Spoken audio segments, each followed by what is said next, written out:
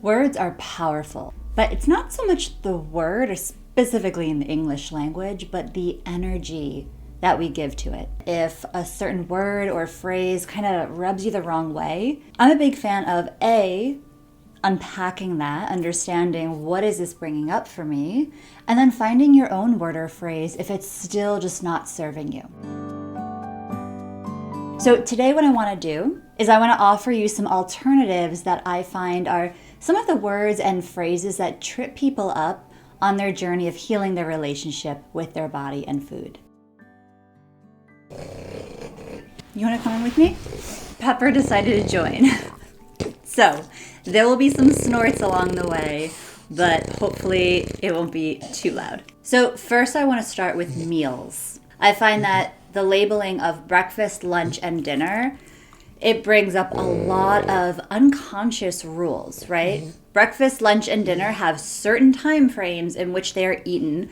Otherwise, they're not considered breakfast, lunch, and dinner, right? Or there are only certain foods you can eat at breakfast, lunch, and dinner. Otherwise, they're off limits. So these labels of breakfast, lunch, and dinner for some people can be quite limiting because whether or not they realize it, there are these unconscious or conscious rules around them. So if you find that's tripping you up, for example, you sleep in till 11 and then you say, well, I guess I can't eat breakfast, I'll just wait till lunch. Or maybe you're running really low on food and it's dinner time and all you have are some eggs. And you think, well, that's a breakfast food. So are these rules around it that can really trip people up and prevent them from moving forward in their journey. An alternative that you can use, again, this is not the alternative, it is just one alternative. So oftentimes people will use meal number 1, meal number 2, and meal number 3.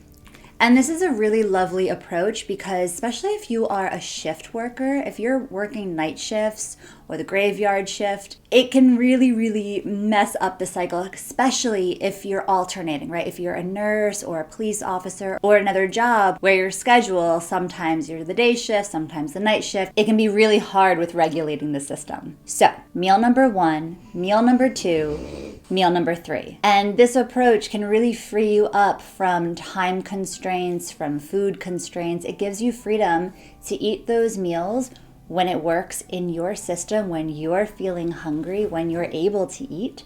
And it allows you to eat the foods that you're in the mood for at the time without judging yourself about the food choices. So if breakfast, lunch, and dinner are tripping you up, try meal number 1, meal number 2, meal number 3, and just notice. Does it feel different? Does it not feel different? Again, there's no absolutes here. Everything that you try is really just an experiment. And just allowing yourself to be open to whatever findings may come your way. So the next phrase that I find really kind of gets under a lot of people's skin, especially if they've been on the recovery journey or dealing with food issues for a really long time, is disordered eating. And I know I have a short already about this, but I just wanted to explain it a little bit more in depth and for anyone that maybe missed it. So the phrase disordered eating, I find there's a charge around it that really kind of rubs people the wrong way. And I think for a lot of people, it creates a lot of shame or guilt around it that maybe is seen or maybe isn't seen. So again, this is why it's really important to unpack, what is this bringing up for me? If you're in need of support, I do have a link in the description for an amazing service. The Alliance for Eating Disorders offers free referrals for people across the country, and they work with where you're living, your financial status, your insurance, your needs, etc. So again, unpacking what this is bringing up for you is a really important part of the journey, because if you don't, right, if you just say, that doesn't work for me, what's next?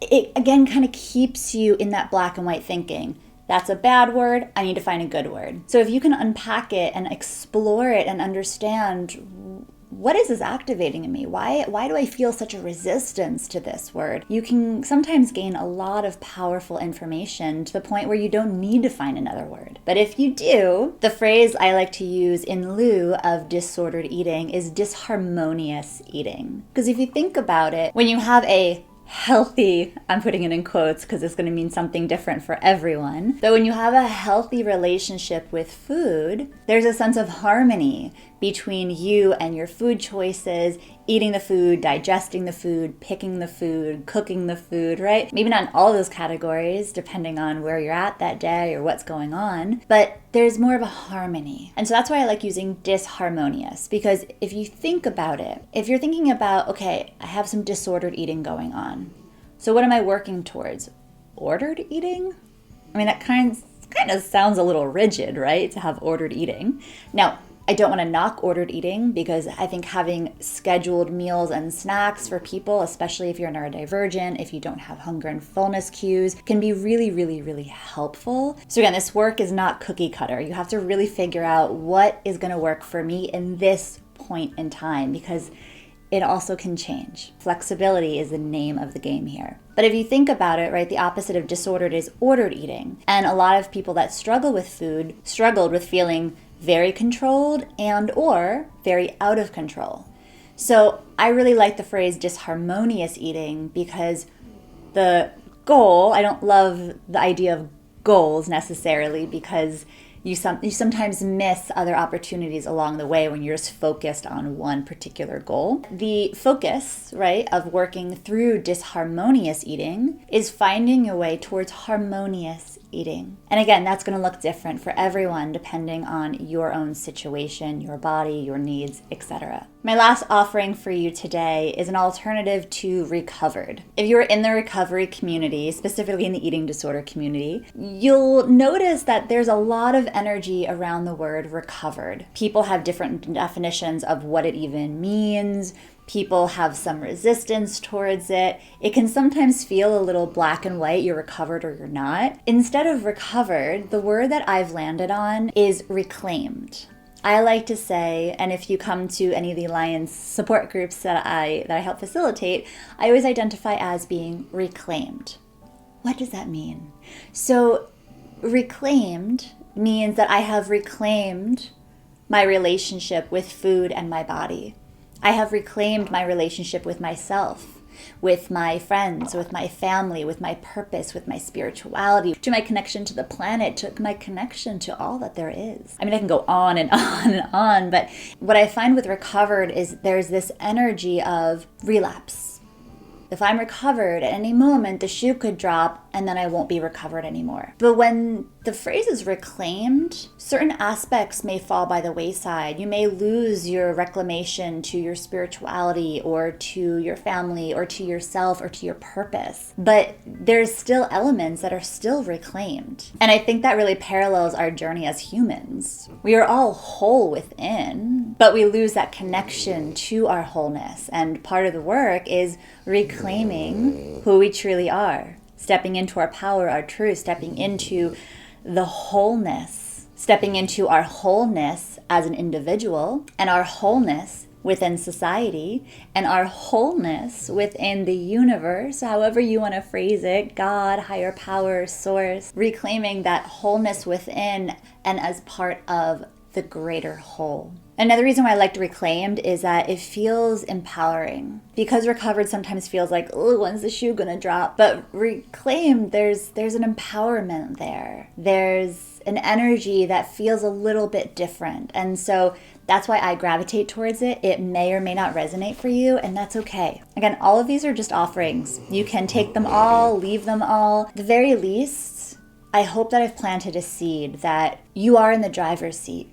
You are empowered. It doesn't always feel like you're in the driver's seat when you're on the path of recovery. You're still in the driver's seat. And there are certain ways of reclaiming that power along the way to also trust in that and build the confidence back within you that you know what you need and you know how to take care of yourself and you know how to ask for help, etc. And the last aspect of this is that it also gives a different energy towards feeling our feelings. Because many people that struggle with food and body image also struggle with feeling the feels, because they can be scary and uncomfortable. Reclaiming your connection to your feelings can be a really powerful guide. My invitation to you is to get curious. How do I feel about breakfast, lunch, and dinner?